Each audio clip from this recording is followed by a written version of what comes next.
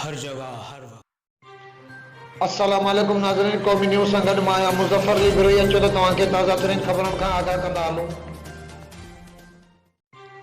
ख़बर शामिल करूं था। दादू खां डिस्ट्रिक्ट रिपोर्टर फिदा हुसैन पावर जे मुताबिक़ जोही शहर जे रहवासी पौरहित कुर्बान चांडियो पंहिंजे मासूम ॿारनि फिरोज जमील 8 साल मासूम आयशा चांडियो सां गॾिजी जोही पुलिस जे ज़ियादतियुनि ऐं मैसूरपुर जे तशदीद कंदड़ जवाबदारनि खे गिरफ़्तार करण इंसाफ़ लाइ जोही दादू मेन रोड ते संदल ऐं बेंचूं रखी रोड ब्लॉक करे एहतजाज कयो। राब्ते करण क़ौमी न्यूज़ अॻियां इल्ज़ाम आणंदे चयो त मुंहिंजे पुटु 8 साल बेरोज़गारी ऐं गुरबत सबबु पेट पालण लाइ जोही बामन रोड ते एहसास कफ़ालत प्रोग्राम जो ऑफिस अॻियां पकोड़ा ऐं पापड़ खपाईंदो आहे, जंहिं मुख़ालिफ़ माण्हुनि पापड़ विकिरो करण खां मना कयो। बैद में मासूमपुर जे तशदीद कयो। उन वाक़े जो फरियाद खणी जोही थाणे पहुतसि त थाणे जे वॾे मुंशी केस वठण खां कुतो जवाब ॾेई छॾियो ऐं थाणे तां धिका ॾेई कढी छॾियो।